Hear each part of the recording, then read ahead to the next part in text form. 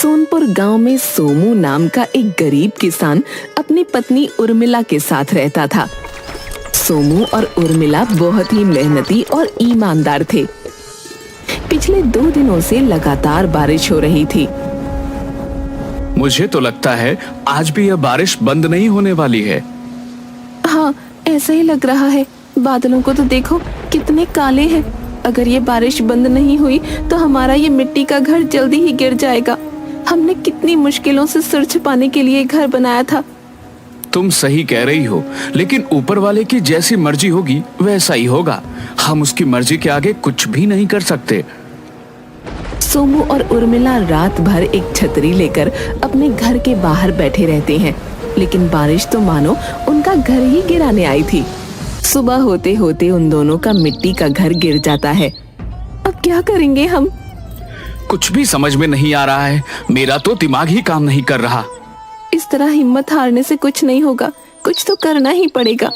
चलो हम दोनों अपने गांव के जादुई कुएं के पास चलते हैं। वो सबकी मदद करता है, हमारी भी जरूर करेगा। तुम सही कह रही हो। उस जादुई कुएं ने गांव में कितने ही लोगों की मदद की है। वह हमारी भी मदद जरूर करेगा। सोनपुर गांव में एक जादुई कुआं था। उस कुएं का पानी बहुत ही साफ और मीठा था। उस कुएं में बहुत सारे हीरे थे। जब भी कोई गांव वाला उस कुएं से अपनी परेशानी बताता तो वो कुआं एक हीरा निकालकर उस गांव वाले को दे देता और उनकी मदद करता। सोमू और उर्मिला कुएं के पास जाते हैं।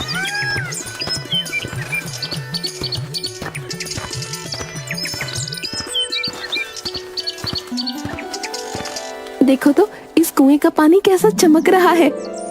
जादुई कुएं, हम बड़ी उम्मीद लेकर आपके पास आए हैं। हमने बड़ी मेहनत से अपना एक छोटा सा मिट्टी का घर बनाया था ताकि हम सिर छुपा कर रह सके। लेकिन कल रात बारिश की वजह से हमारा वह मिट्टी का घर टूट गया। तुम गांव में सबकी मदद करते हो। हम बड़ी उम्मीद लेकर तुम्हारे पास आए हैं। तुम हमारी भी मदद कर दो। तुम दुखी मत हो सोमू। मैं जानता हूं कि तुम दोनों बहुत ही मेहनती और ईमानदार हो। मुझे तुम्हारी मदद करके बहुत खुशी मिलेगी। अब तुम कुएं पर रखी बाल्टी को मेरे अंदर डालो और एक हीरा ले लो। सोमू और उर्मिला वैसा ही करते हैं।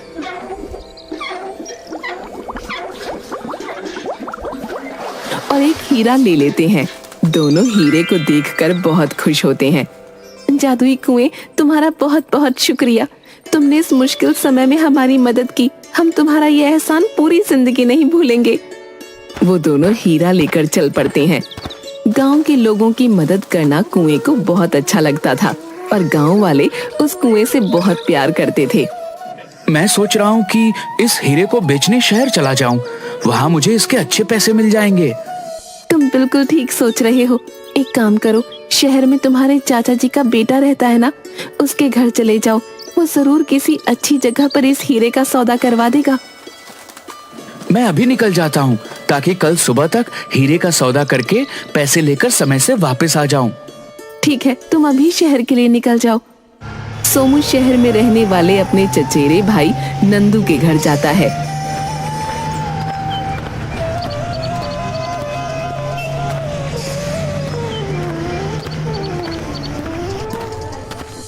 अरे सोमू भैया, आज तुम कैसे आ गए? मुझे तो लगता था कि तुम गांव में ही रहने वाले हो। हाँ भाई, गांव तो मुझे बहुत पसंद है, लेकिन क्या बताऊं, इस बार बारिश की वजह से हमने जो घर बांधा था वह टूट गया। हम बड़ी मुश्किल में आ गए। मैंने तो तुमसे कितनी बार कहा कि मेरे साथ चलो, मैं तुम्हारी कहीं न कहीं नौकरी लगवा दूंगा, लेकिन ना जाने तुम्हें उस गांव से क्या लगाव है। वह सब बातें छोड़ दो। मैं तुम्हारे पास एक काम से आया हूँ। हाँ सोमू भैया, बोलिए, क्या बात है? सोमू अपने थैले में से हीरा निकालता है। मुझे इस हीरे का सौदा करना है। नंदू की आंखें चमक जाती हैं। भैया, आपके पास ये हीरा कहाँ से आया? सोमू नंदू को गांव के जादुई कुएं के बारे में बताता है।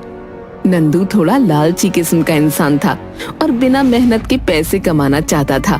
जादुई कुएं की बात सुनकर नंदू के मन में लालच आ जाता है। ठीक है भैया, मैं इस हीरे को आपको बहुत अच्छा दाम दिलवा दूंगा। तुम्हारा बहुत एहसान होगा भाई।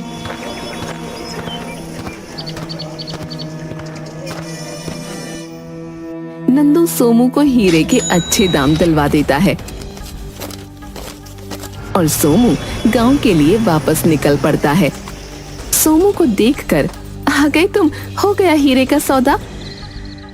हाँ, नंदू की वजह से हीरे के बहुत अच्छे दाम मिले मुझे।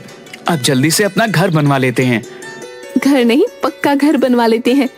हीरे बेचकर जो पैसे मिले थे, सोमू उससे अपने लिए घर बनवाता है और बाकी के पैसों से वो अपने घर में ही एक छोटी सी दुकान खोल लेता है। सोमू खेतों में काम करता और उर्मिला दुकान संभालती। आज मैं खेतों से जल्दी वापस आ जाऊंगा और फिर हम जल्दी दुकान बंद करके जादुई कुएं को धन्यवाद बोलने चलेंगे। अगर जादुई कुएं ने समय पर हमारी मदद नहीं की होती तो न जाने हमारा क्या होता। वह जादुई कुआं गांव वालों के लिए वरदान है। वह हमेशा सबकी मदद करता है। तभी तो गांव के लोग भी कुएं को इतना प्यार करते हैं, उसका इतना ध्यान रखते हैं। घर के बाहर से किसी की आवाज आती है। सोमू भैया, सोमू भैया, कहाँ हैं आप? अरे नंदू, आओ आओ, कैसे हो भाई? बस भैया सब ठीक है, सोचा आपसे और भाभी से मिल लेता हूँ। बहुत अच्छा किया नंदू भैया, हमने तो आपको कितनी बार बुलाया। हाँ भाभी, क्या करूँ, समय नहीं मिलता, लेकिन इस बार सोमू भैया से मिलकर सोच ही लिया था कि गांव जाकर आऊंगा। नंदू, तुम्हारे साथ ये कौन है? भैया, ये मेरा बहुत अच्छा मित्र कुणाल है। यह शहर में ही मेरे साथ नौकरी करता है। फिर तो ये हमारे लिए तुम्हारे जैसा ही हुआ। जी भैया, आपने बिल्कुल सही कहा। अरे तुम लोग बैठकर बातें करो, मैं कुछ खाने को लाती हूँ। उर्मिला सबके लिए चाय नाश्ता लेकर आती है और वो तीनों बैठकर बातें कर रहे होते हैं। सोमू भैया, हीरे का सौदा करने के बाद आपकी स्थिति तो काफी सुधर गई लगती है। हाँ भाई, ये सब हमारे जादुई कुएं और तुम्हारी वजह से हुआ है।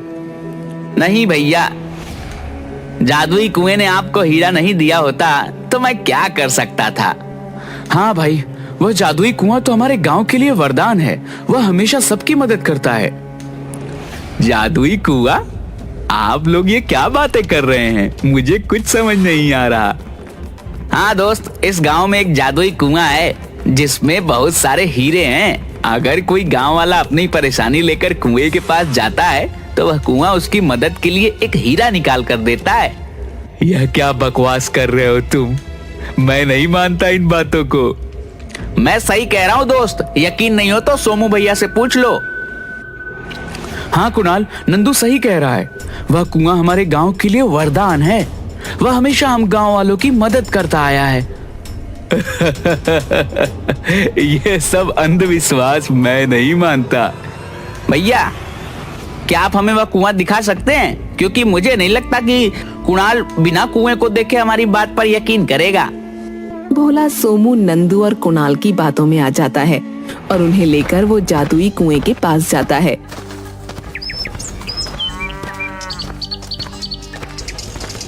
इतने हीरे मैंने सोचा ही नहीं था। तुम सही कह रहे हो भाई, इतने हीरे इस कुएं में हैं।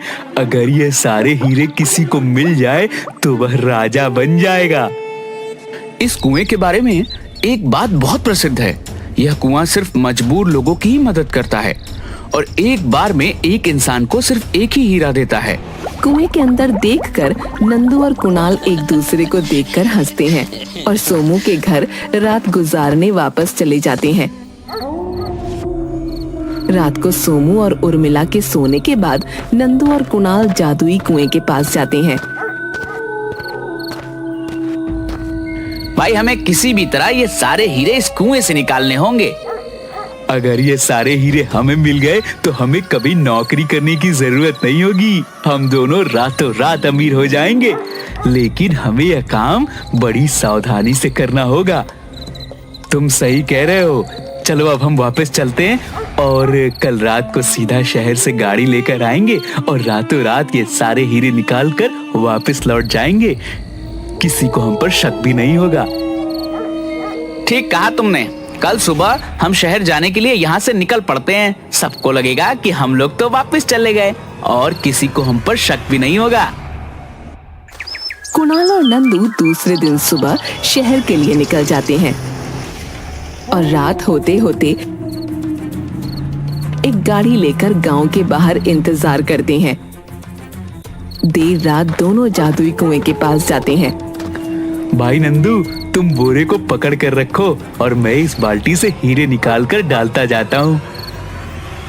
नंदू और कुणाल जादुई कुएं की कोई बात नहीं सुनते और बाल्टी भर भर कर हीरे कुएं में से बाहर निकालने लगते हैं। जैसे ही बाल्टी कुएं से बाहर आती है, सारे हीरे गायब हो जाते हैं और सिर्फ पत्थर बचते हैं। ये क्या हो गया? हीरे कहाँ गए? बाल्टी में तो थे, लेकिन अब नहीं है। दोनों कुएं के अंदर देखते हैं। ये कुआं तो सूख गया। अब ना तो इसमें पानी है और ना ही हीरे दिख रहे हैं। यहाँ तो सिर्फ मिट्टी और पत्थर ही दिख रहे हैं। चलो जल्दी यहाँ से भाग जाते हैं। अगर किसी गांव वाले ने हमें यहाँ देख लिया तो ना जाने हमारा क्या करेंगे। दोनों वहाँ से भाग जाते हैं।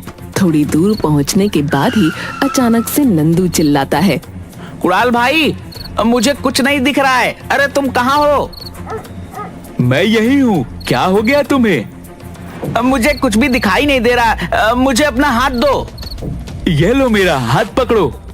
कुणाल अपना दाहिना हाथ नंदू की तरफ बढ़ाने की कोशिश करता है, लेकिन उसका हाथ उठता ही नहीं। अरे नंदू, मेरा दाहिना हाथ काम नहीं कर रहा है। मुझे तो लगता है हमारे पापों की सजा मिल गई। तुम ठीक कह रहे हो। हमें उस जादुई कुएं के पास वापस जाकर उससे माफी मांगनी होगी। वो दोनों जादुई कुएं के पास वापस जाते हैं।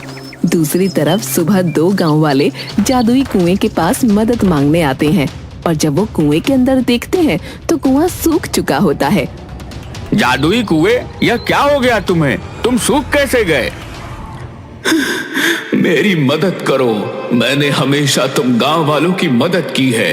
आज मुझे तुम्हारी मदद की जरूरत है। तुम बताओ हमें क्या करना है। हम तुम्हारे लिए सब कुछ करेंगे। पास के एक जंगल में एक आम का पेड़ है। उस पेड़ पर एक चुड़ैल रहती है। तुम्हें उस पेड़ का एक पत्ता लाकर मेरे अंदर डालना होगा और फिर मैं पहले की तरह हो जाऊंगा।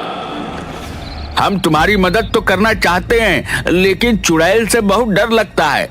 उस चुड़ैल ने हमें खा लिया तो। धीरे धीरे जादुई कुएं के सूखने की बात पूरे गांव में फैल जाती है। सोमू और उर्मिला ये बात सुनकर जादुई कुएं के पास आते हैं। जादुई कुआं रो रो कर सबसे मदद मांग रहा होता है। तभी नंदू और कुणाल भी वहां आ जाते हैं। उन्हें अपने किए पर बहुत पछतावा हो रहा होता है। जादुई कुएं, हमें माफ कर दो। ये सब हमारी वजह से हुआ। अगर हम लालच नहीं करते तो आज तुम्हारी यह दशा नहीं होती। मैं तुमसे क्या कहूं? एक तरफ तुमने अपने लालच पे आकर मुझे इस स्थिति में पहुंचा दिया और दूसरी तरफ यह गांव वाले हैं जिनकी हमेशा बुरे वक्त में मैंने मदद की।